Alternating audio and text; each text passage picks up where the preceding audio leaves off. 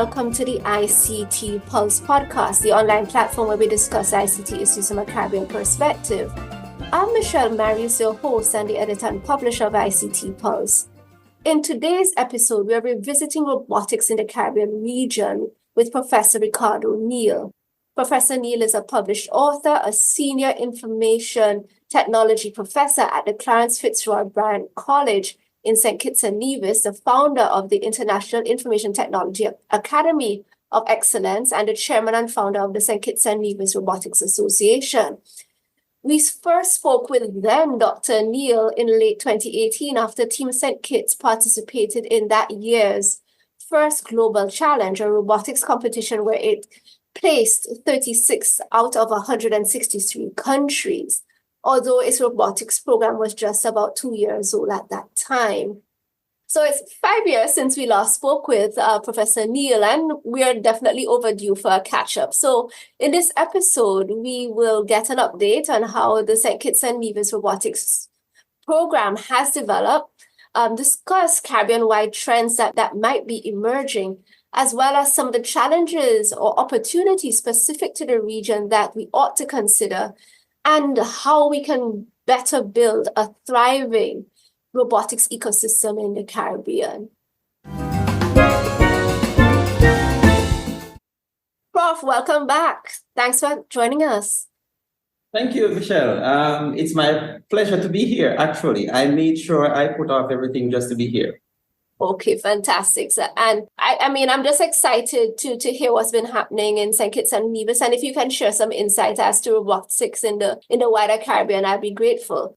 So since it has been about 5 years since we last spoke, how have you been and what has been happening in robotics in Saint Kitts and Nevis, just to start? We have witnessed a series of growth within Saint Kitts and Nevis, and as a matter of fact, by extension, the OECS region and the Caribbean region overall. And that is because, we would have, made robotics popular within the region. And we have actually registered an organization since we have met called the Saint Kitts and Nevis Robotics Association, which we're very much proud of. We have close to 20 directors, one executive director, board members, and close to 600 to 700 members within the Caribbean region and outside. Well, that's fantastic. 600, 700 members. It moves very, very fast. We can't keep track of it. Just keep on growing. Yes. So I guess in terms of robotics, here it is that when we last spoke, you were fresh off the wind of the high placement in the first global competition. You had mentioned lots of things because we're looking into the future, where you wanted to go, where you saw technology going, and you had mentioned about really using robotics to solve problems. And I was wondering at the time, you had mentioned trying to help the students to become more aware of problems within the community and thus using robotics and technology to try and solve those problems. And you highlighted this example about food security because at the time it was 2018. I believe it would have been Hurricanes Maria and Irma had passed through the region the previous year. And just matters related to food security, scarcity of products and produce in the local market, and that being something that perhaps robotics could help with.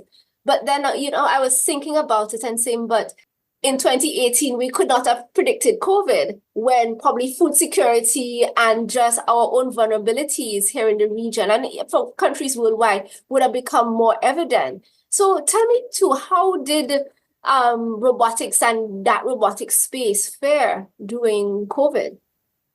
As a matter of fact, I think that's a very, very important, question. 2018, we actually would have experienced, as I said, hurricane prior, and we looked on the idea of how can we implement technology to ensure that food security is within Saint Kitts and Nevis and also across the OECS region. And so during our investigation, research, if you will, then we have BAM.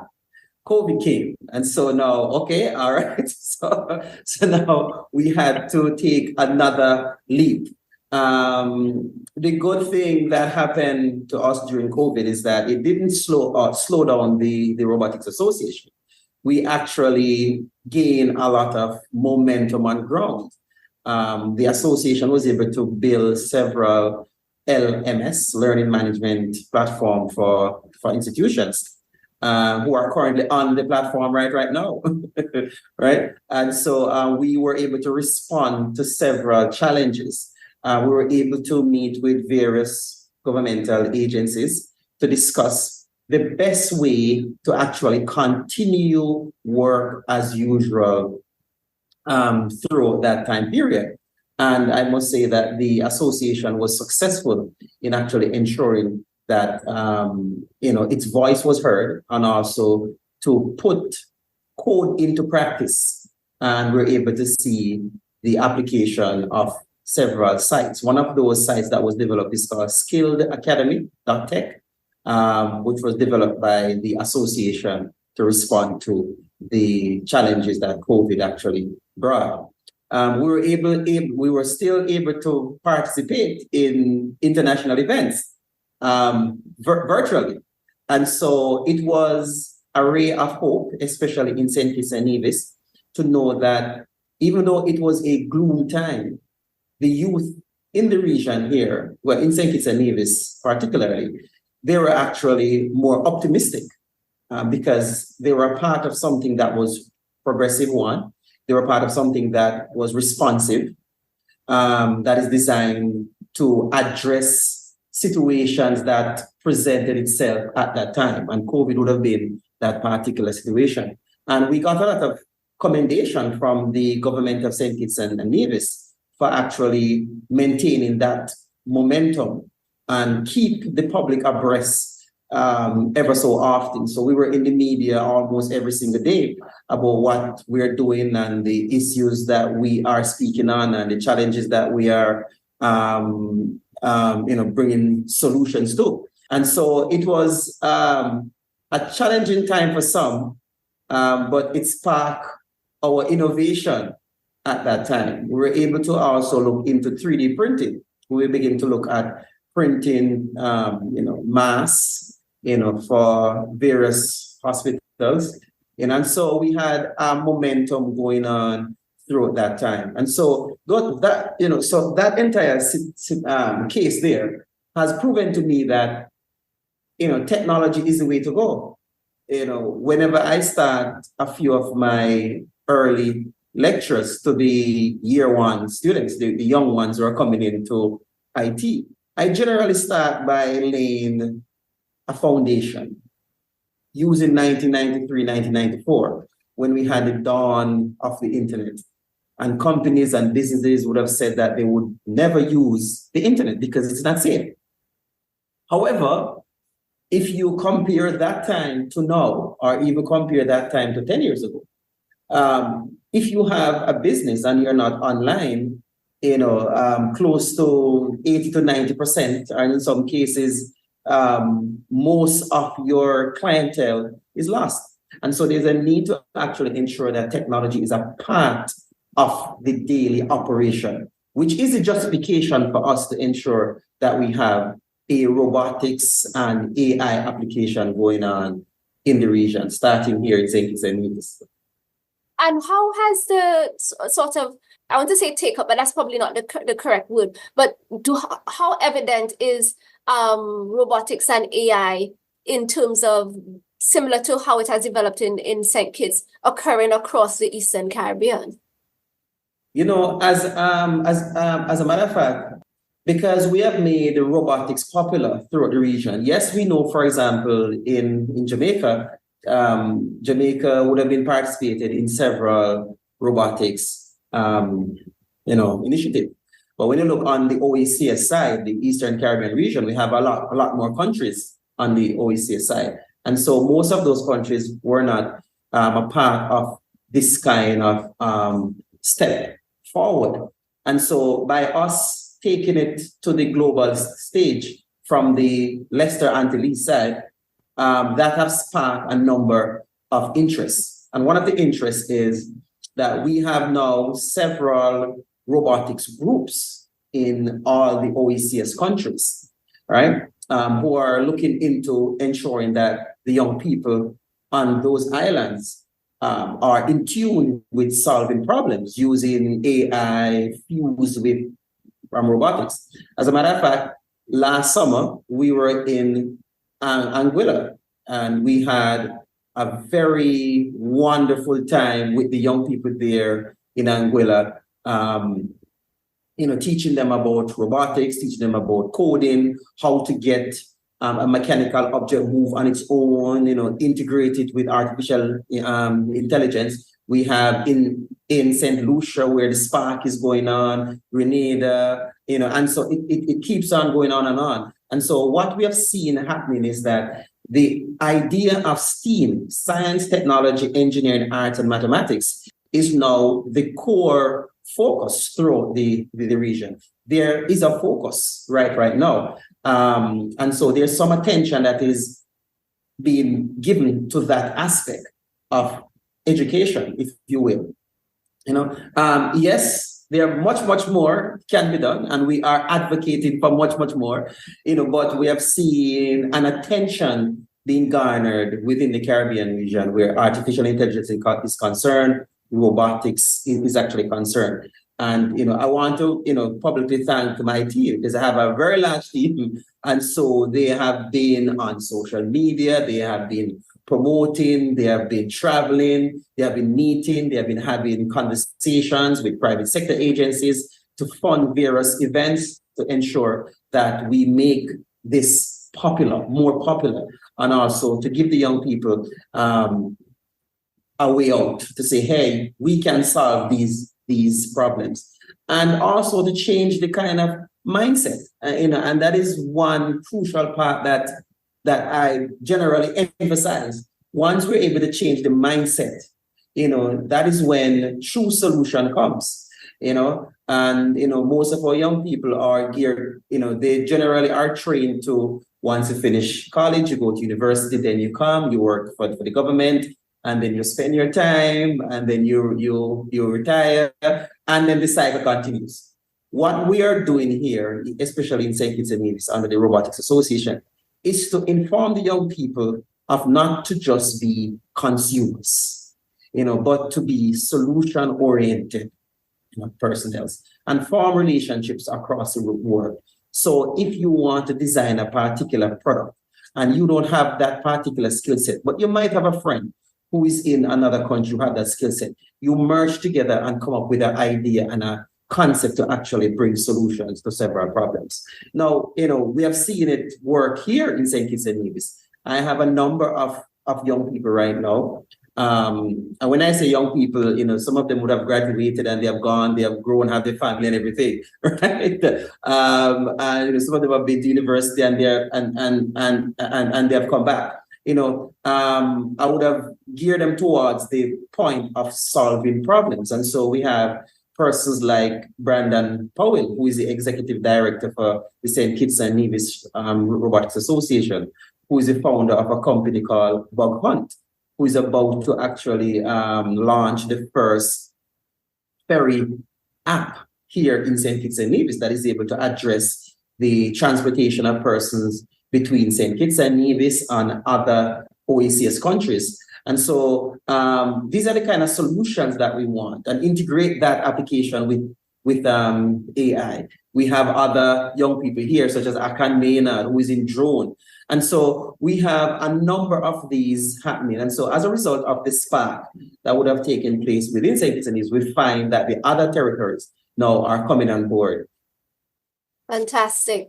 You had mentioned about all of these wonderful initiatives, and probably even mentioned about how you had persons who are no longer students, but probably may have had an interest in technology. They're older now, more established, etc.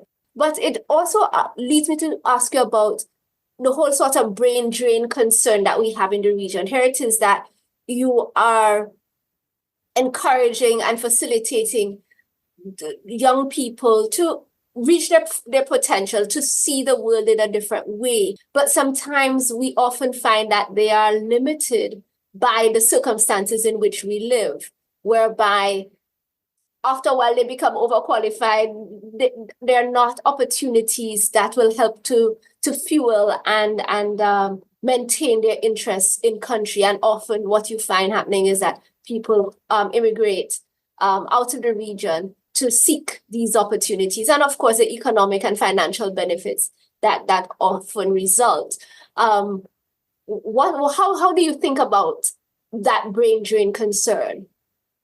Well, as a matter of fact, it is a natural phenomenon when you're within an environment that doesn't seem to be progressive, or you want to lean more towards where the opportunities are, and you want to make a move. And so it generally takes a few within the region who is dedicated to the region to prove to the young people that, hey, yes, you can go to university, but you can come back and you can actually begin to look at issues and bring solutions from the skill set that you'd have gained throughout university to solve some of these problems, and also live a comfortable life. I am one who could have been overseas, right, contributing to another system with the skill set that I have. But I would have made a choice early on that, hey, everyone cannot leave the Caribbean region. Some of the skill set has to stay here. And so what I was able to do is to prove to the groups that I have that you can stay in the Caribbean region and you can leverage technology, right, to actually live a comfortable life and at the same time solve a number of the problems that we have here. So it's something that is actually possible. And that is why forums like this is very important for the young people to know that, hey, we can stay in the region here and make the region, a strong Silicon Valley. It is possible. Before time, it would have been a challenge. We find that with the advent of AI and with the internet, a lot more things can be done, as opposed to what we would need a whole lot of resources to actually get done. And so what I would like to say to the youths who are listening and who will be listening to this is that the Caribbean region is actually poised. We're at a point we are poised to actually become a mover and shaker in the world. And this is happening, especially here in Saint Kitts and Nevis, and of course, by extension, the Caribbean region. One of the things that I have recognized over the years, and when I travel throughout the region, I find that a lot of the young people, they do not have that individual who is saying it can be done. Most of the young people who I've met, the persons around them are not, encouraging them in that path to say, hey, you can stay in the region, you can study, come back in the region, and we can look at how we can maximize, or that lead person say, hey, it can be done. And so because of the lack of that champion, if you will, you find that, most persons lean to travel overseas. Now, I was in Singapore in October. And while I was in Singapore in October, I happened to meet, one of our Caribbean person, and she was saying, she's so happy and excited because about 9 of us was there, and we were there under the banner, the Robotics Association. And she was so excited because she was saying that when she was in the Caribbean region, she did not hear of such thing. And, it made her want to come home now and begin to join these organizations to see the kind of impact that she can make. And at the same time, live a comfortable life by identifying a problem and actually bringing a solution to that problem. So, that was an eye-opener, while we're in Singapore in October, to know that there are persons out there who actually, it is not like they are not dedicated to the Caribbean region. No, it is just opportunities. And, they make a move because of the opportunity. But if we have champions within the region, champions in each country, champions who are able to prove that, hey, it can be done here. I believe that it will minimize the amount of brain drain that we experience. Our executives that we have, they would have traveled overseas and they would have come back. They literally come back and they are part of the association. They are solving problems. These problems are, assisting in them to, make life easier for them at the same time. And so I'm using that as my benchmark because we have seen it work. So it can work by us identifying issues that we have in the region here and bringing solutions to it. Absolutely. And one of the things, certainly from my own experience here in the region, is that our systems and structures are not as complex or as large as what obtains in more developed, larger countries. And so Right. you are able to have greater impact with whatever you're doing, as well as just being able to probably leverage opportunities that would not come down to your level. There would be, other tiers way above you who would have opportunities if you were in a larger structure. But here in the Right. region, you may find that, for example, you are a known entity within Saint Kitts and Nevis. Somebody, anyone of influence can pick up the phone and call you, or within, probably one or two people separation, get in touch with you and find that you then are in positions that you could not dream of in another environment. So I think that to me has been one of the most powerful things that I have experienced as well. Yeah, that is extremely true because I was able to meet a number of persons from USAID who actually operate within the region, and they were explaining to me that it was so easy and convenient to get to me. It was so easy because compared to when they're in Europe, it's very difficult to get to persons who are making changes in that country. It's very, very hard. And so I indicate to them that is why it is important, for the region to grow, because it's easier to have the conversation. Now, we can have a conversation about how the system is designed in terms of, getting things done. We have some challenge there. And that is why the organization itself, in our case, the Robotics Association, makes things very, very easy. So a number of the red tapes that would actually be set up in the normal system, it doesn't exist within the association. And the primary reason for that is to maximize opportunities very, very fast. Maximize. And let me explain what I mean by that. For example, if a young individual decide they're going to start their business, they will need a business license, of course. And so they would go to the application process and so forth.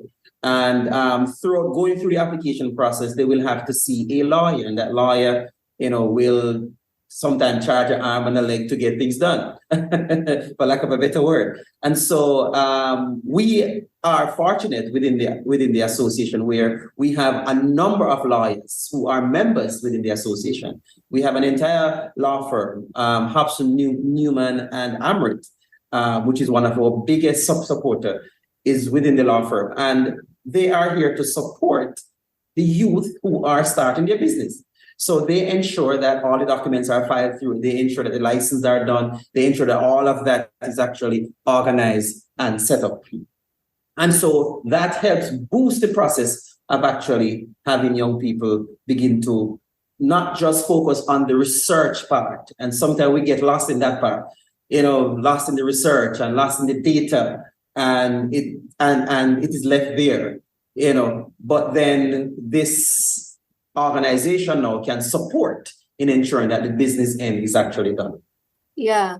Yes, I've been nodding as you've been speaking, just to say the business of technology, because and we have seen it so many times, especially if you're looking at Silicon Valley, where you have the founders, they have this fantastic idea and venture, and for varying reasons, it crashes and burns, or they get ousted or whatever. And this is all about often the business of technology, which we can sometimes overlook. Go ahead. Yeah, this is very, very important. It's very, very, very, very, very important because of perception. And so what we have found within the region is that we have a lot of talented, highly skilled young person within the region, whether they would have gone to university to get that skill set or they learn it on their own. And we have a lot of young people who are able to pick up things on their own, and they're able to build a system. And sometimes the challenge is to get that system to become a part of the current governmental system where they need their license and so forth. And so it's very important to look on the business end. And so, it would be good, if most of the countries within the Caribbean region can take a look at that aspect to say, hey, let us look at creating a financial system for the youth to see how we can maximize investing in tech-based projects. And sometimes most of the investment that I've seen over time, it has to do with a multifaceted of different projects and ideas. But it would be really, really important to look at having a tech-based funding agency within the Caribbean region. Who knows? It might start first in Saint Kitts and Nevis. I don't know. I'm hoping so as well, because we definitely need those sorts of things. Yeah, and the reason I mentioned that is because you mentioned Silicon Valley. I was in an OECS meeting recently with the OECS partner, which I'm going to mention soon, as to where we are with that. And he said to me that he would like the Caribbean to be the Silicon Forest, right? Not Valley, but the forest. And we were there laughing and we were saying, you know what, you're right. But we need to look at a banking system, a system that take that risk with young people and the idea by setting up a system where we can screen the projects, look on the benefit that the projects can actually bring, and ensure the project actually comes to fruition. So we had that conversation about the Silicon Forest within the Caribbean region. Okay. Yeah, I guess I'm hopeful that we will see it. Currently, Prof, I don't know if you're aware of D-Hub in Trinidad and Tobago. That may be a model that one could consider, where the government, I think, has created this sort of system through which they are securing the services of developers and I guess, let's say, the wider tech community to solve some, key problems within the public service, and using... Yeah, go ahead. And using that to help them to develop viable ventures. So I guess it has a bit of a competition sort of aspect to it, because people have to sort of essentially submit proposals. The best ones will be selected, and then monies will be allocated to help them to bring at least some sort of, whether proof of concept or a full product to fruition.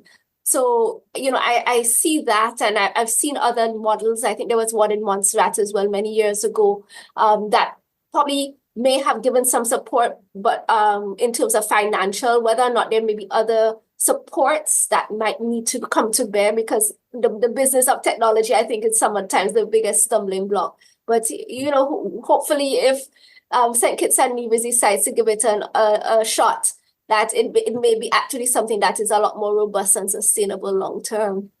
Yes, I think so. I think, I'm familiar with the several different institutions that would have come up. But I was looking at it more along the line of having a banking institution that actually allows young people from all walks of life throughout the Caribbean region to be able to walk in with their ideas, with their proposals, and the necessary mechanisms are in place to look at that project. Because sometimes, I've seen projects that would have never gone through a competition becomes a business.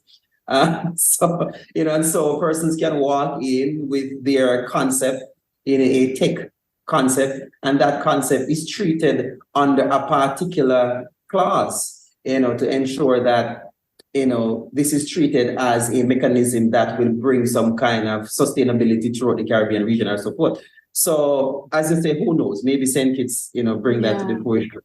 Or maybe someone who's listening now is working on the idea, which I am ready to work with whoever, is doing that. Yeah. I think the development banks probably would be the best shot. But again, it's to really ensure that they have the knowledge and recognize the risk that is involved. But I mean, their mandate is development. So there is inherent in that some of the ventures may not work. So hopefully we'll see what happens. Just pivoting a little bit and just going back now to our conversation in 2018, you had mentioned about probably getting more involved in VR research, virtual reality. And the reason why I'm bringing it up is, again, because of the whole COVID situation. And when, for example, due to, of course, the closures of borders and so on, people were not traveling, and the Caribbean's tourism industry would have gotten, severely affected. There was talk about using AR and VR as probably ways of showcasing some of what the region can offer. However, of course, since at least we have more open borders now, and the tourism industry has been bouncing back. I don't think that it was ever pursued, but I wanted to know whether or not did your team or even the Robotics Association, is that any focus is being given to AR and VR at this point in time? As a matter of fact, I was one of the guest speaker at Caribbean Tourism Organization recently. So I spoke on AR and VR, and the presentation surround the fact that these technologies can be used to continue the business of tourism. Right. And I would never say, let's replace tourism with something else. No, we all want to go to new places, experience new things, which is okay. But yes, I did do a major presentation on that. Now, from our end in Saint Kitts and Nevis, we actually have a game group. We have a group, a team that focuses on game development. And among game development, they are required to develop VR technology. And so, yeah, we are currently in that space. And, we're not just saying, go and do it, we're actually doing it. We had a presentation recently at the Saint Kitts and Nevis Marriott, where a few of our team members were able to present their games. We have coming the 31st of May, we'll be having at Marriott's again, another presentation from our teams here, to showcase to the private sector what is happening and how it's going and how they can be a part of it. That kind of technology is a very important technology that, could have been maximized during that time and to continue, the tourism sector. I was told that a few countries in the Caribbean region would have, explored, and also they are currently exploring using the technology to actually maximize the tourism sector, which is the way to go. And that leads me to another point, and I don't want to stray too much from where we are, but once we begin to look at the implementation of these technology, there's a question that tends to come up, and well, from my end is ownership. Who owns these technology? Who are the person who owns them? And that's the other aspect that we need to look at within the Caribbean region.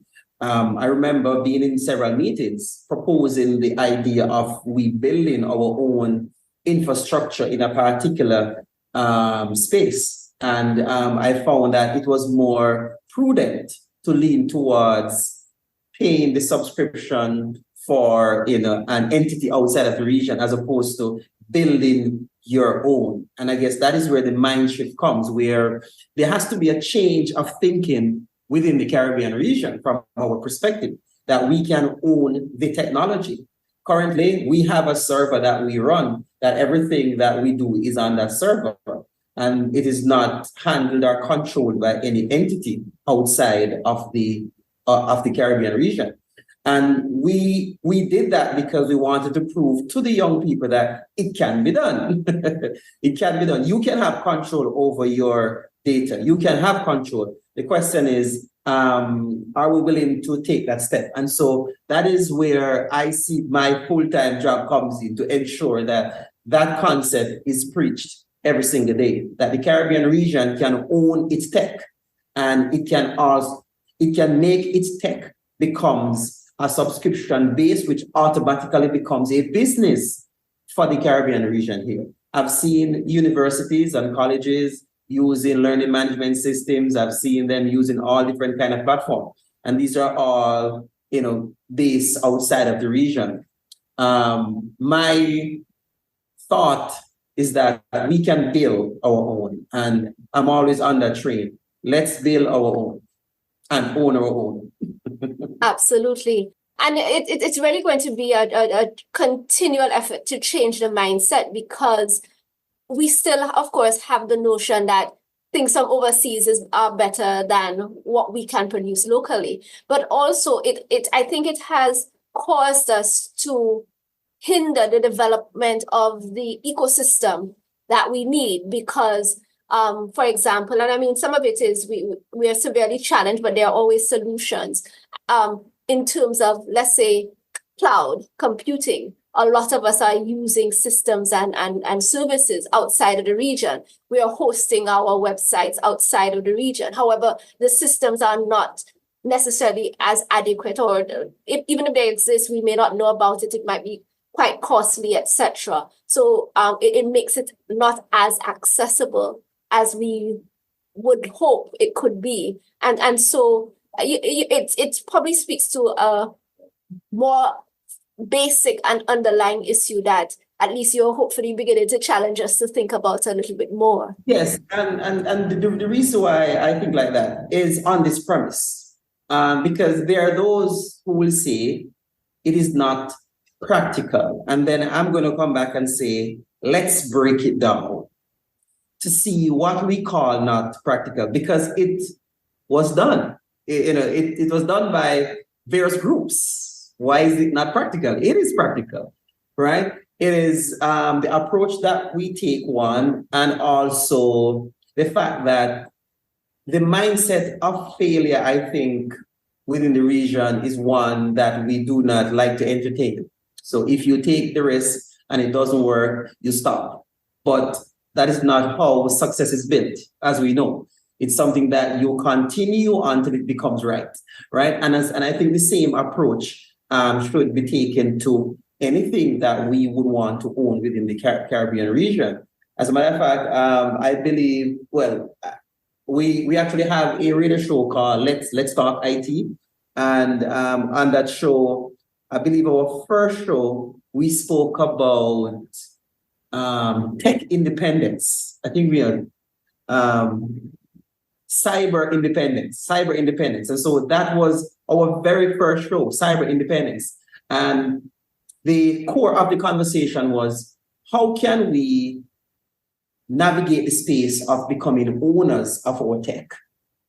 And the young people was intrigued, because the general consensus is to look somewhere else and not necessarily at what I can build and what I can own. And so that was a very, very interesting conversation. I know I diverted a bit, but that was a very important piece that I had to address there. No problem. But what it also is beginning to highlight, and it's I guess a bullet point that I had in my introduction about challenges, because I then now see the whole ownership issue as a challenge that perhaps we need to consider, moving forward, because it's not necessarily just about, I'll say it, who owns something, but do we have the systems in place that would allow us to think that we can do certain things, that we are, comparable to anyone else in the world, that we can produce world-class products that could be sold and would be in demand elsewhere. So just that issue of ownership, I really think is an important challenge. But I don't know if you want to mention any others and more sorts of opportunities that you see in the region that we can consider. I think within the region there are a lot of let me just touch on the challenges a bit. One of the challenges that we have is hosting. The concept of how do we host, and I think you mentioned it earlier. How do we host our own sites and so forth, which is possible. Yeah, we have servers and so forth. But until we are able to run this system for a few years before we can determine if it can be done or not. I don't think we have tried to the extent as yet to say it can't be done. And if we say it cannot be done, then why haven't we explored solar to keep these systems running?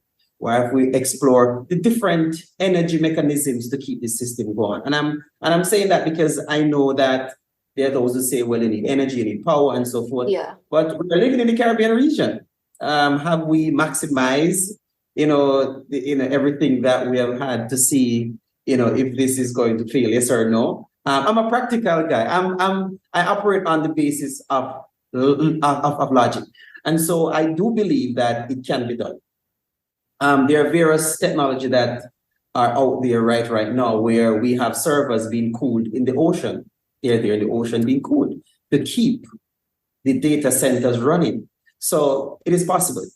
A lot of opportunities, as we come back to opportunities, exist in the Caribbean region. We live in the sun, as you know. Yes, we do experience several, off-season hurricane here and there, but for the most part, we enjoy that. That can be maximized within the tech field, right? Where energy is actually concerned.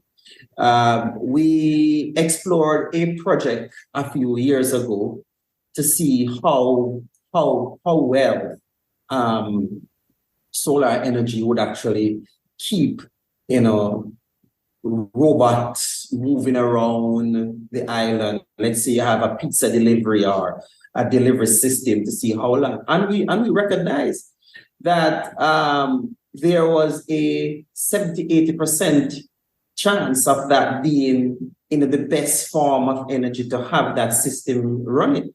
So there are a lot of opportunities within the Caribbean region, and especially the fact that we are untapped, right? We are untapped.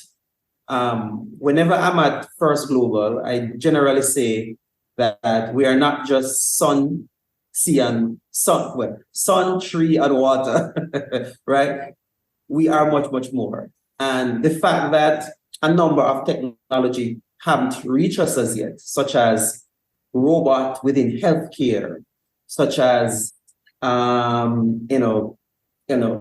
belt lines operating within some of these factories that we have. And when I say belt line, I'm talking about AI managed, right? Those opportunities are there because it has not been explored as yet. So it means that the young people who are here, they can actually begin to look at, okay, how can we design a system for us to actually operate here? Now, we do know that some of these technologies are available elsewhere.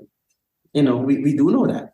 I was in Hong Kong, most of the hospitals, China, most of the hospitals there, they do have robots assisting. I went to some of the hotels, I realized that they had a robot, assisting, with delivering food and so forth.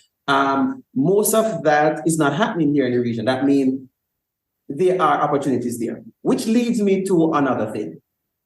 If we bring such technology, and if we build such tech within the region, will that affect the job placement? Will that displace persons?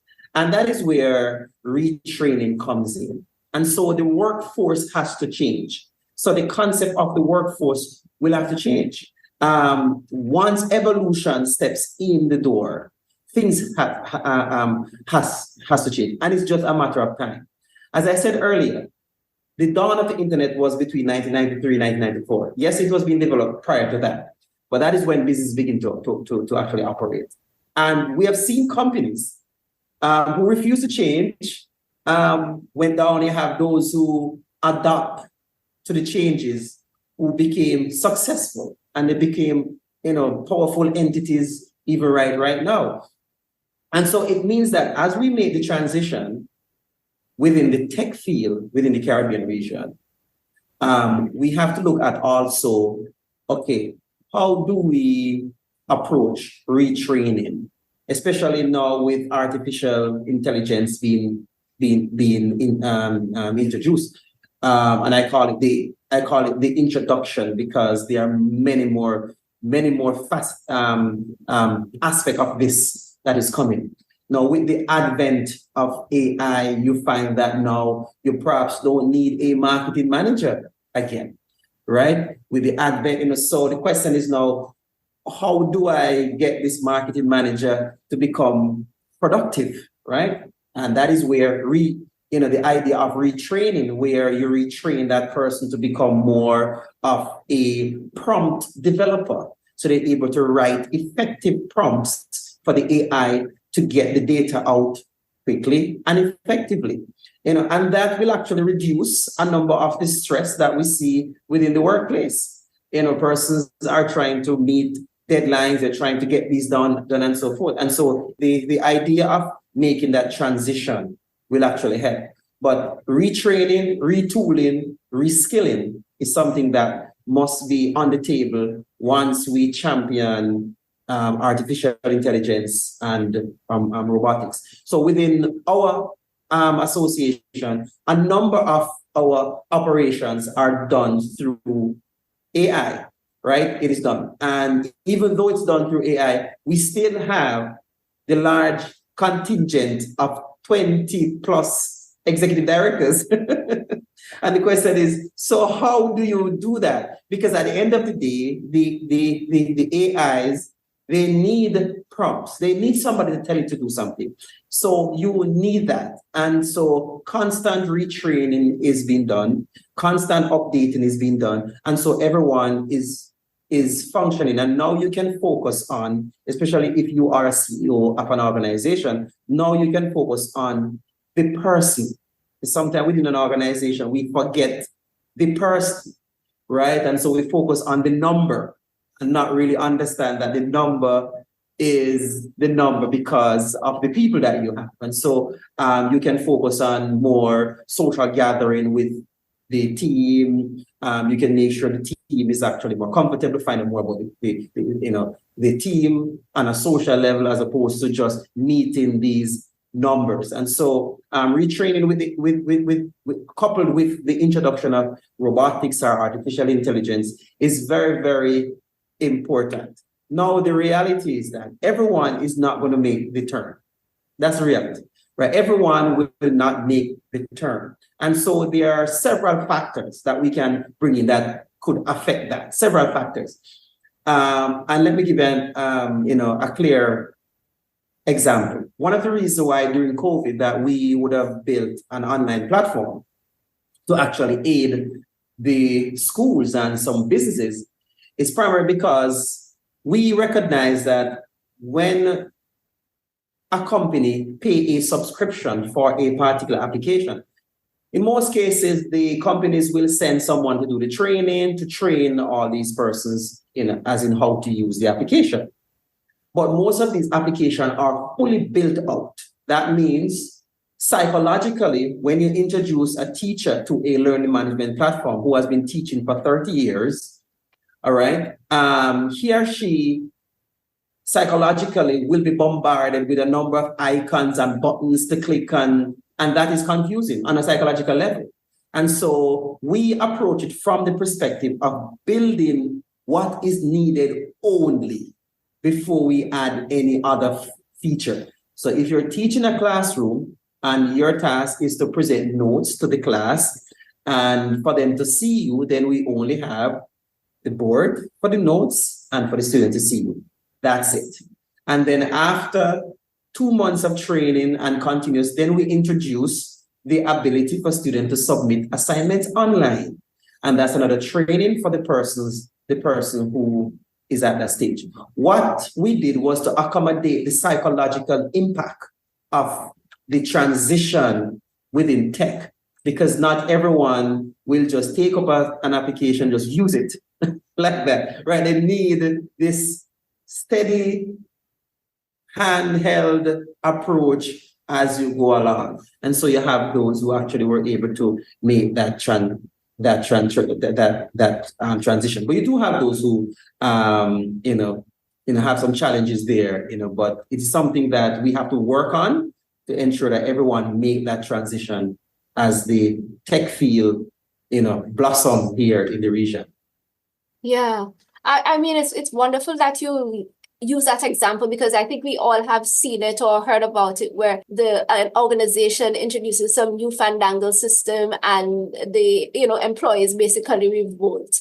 Whether or not they do it very aggressively, or they just opt not to use it, or they disregard it, and eventually it becomes a sore point within the organization. So at least trying to ensure that there is some sort of phased approach to introducing technology and not bombarding someone with all of the bells and whistles that this fancy thing can do. But as you say, starting them from what might be considered their basics. Once they get comfortable, you then introduce additional features and capabilities that they may then be excited to use now that they've gotten comfortable with what was initially presented. Mm-hmm. And so that is where that's why it's important for the Caribbean region to be developing, because then we understand the cultural norms, we understand the different groups, we understand each other, and so it's easier to frame or to create a framework that suits everyone.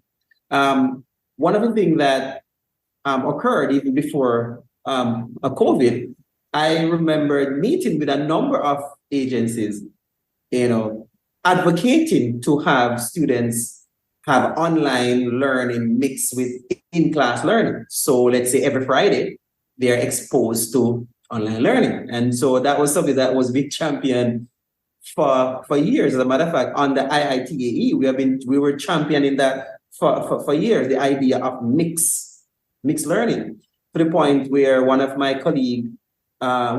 now colleague, looked on a research in that area at the University of West Indies, where, her thesis surround the whole idea of mixed learning, where you integrate online with,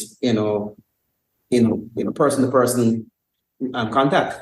And that would have been inspired by what we were doing. One of the challenge in the region, and we go back to challenge now, is that, it takes time at times for the region to adopt as we go along.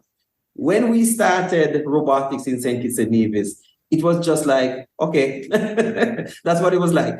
So it takes time for persons to actually come over. And that is why we see this as a full-time job for us, where it's our task to actually educate, to update, to keep it in the media, to keep it out there that, hey, technology is here to stay and we must push technology. And that is why form like this, your show, is a very vital show. I'm hoping that you did not take it lightly. It's very crucial, because we don't have and a lot of entities and agencies, and especially on the cutting edge path of a podcast, champion the whole idea of what is happening in the region in tech, and also bringing on some of the experts to actually talk about how we can get there, what are we doing. So it's very, very, very, very important, because the region tends to move very slow when it comes on to making the transition. And sometimes even when you show that, hey, you have a more of an 80% win here than a 40% win, you still have the struggle. And I found out that the struggle is because of the fear of change, and we can debate why most persons are like that. It could be, because of our long history. We're afraid to take chances. We're afraid, you have that fear of change. But at some point in time, we have to come to the realization that we're living in a global village. We're no longer living where the Caribbean is here and the world is over there. No. It's one global village, and it is highly competitive. And so we are, I would see, as an untouched place in the tech field. And so we have that open space now to take opportunity as it comes. Absolutely. Thank you so much for the kind words in terms of ICT Pulse and what we are trying to do here on the podcast as well. I think, though, we're almost up at time, but I wanted to just give you an opportunity to probably share with us some of the opportunities that you see, any specific opportunities you see, as well as if there are any sort of important dates that you probably might want us to keep in mind. Whether or not there might be a competition, or I think you had just mentioned that there at some point in May, students will be presenting their at least projects and so on. Yes, as a matter of fact, we actually, under the Robotics Association, would have created a 7-year plan, a roadmap for 7 years.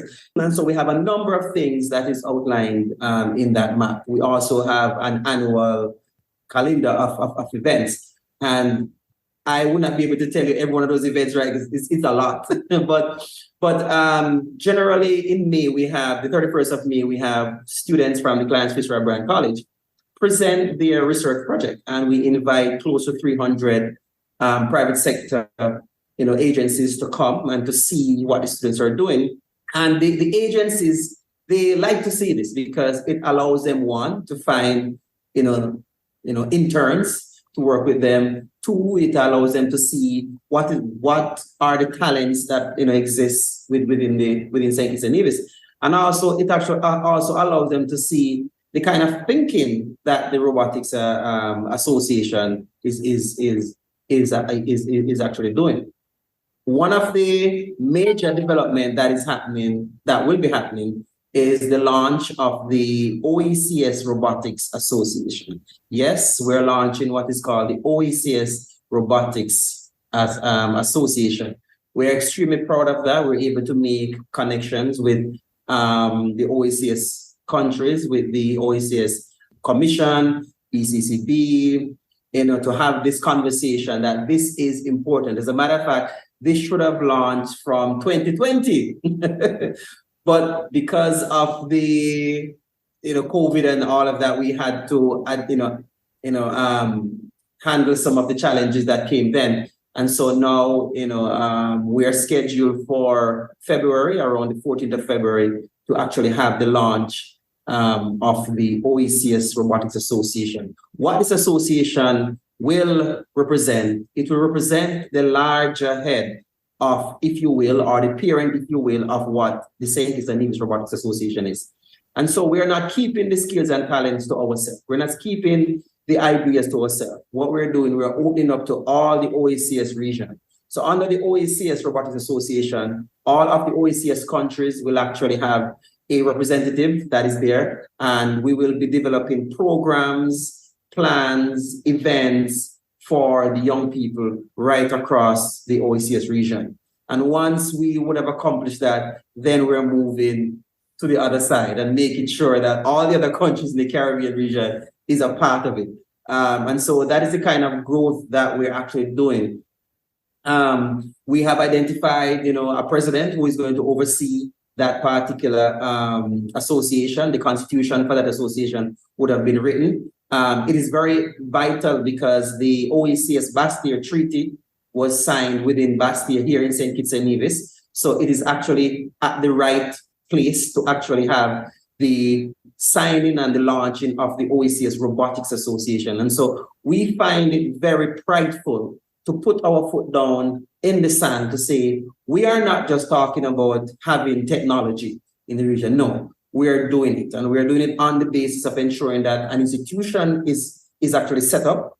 And as a result of that institution, then you'll have young people able to build, create, and have control over all of what they build. And this is what is important here. I know we're over time, but one of the challenges that we face throughout the region, when we participate in any global tech event, the company that puts on that tech event has full control over whatever you design and develop. It belongs to them.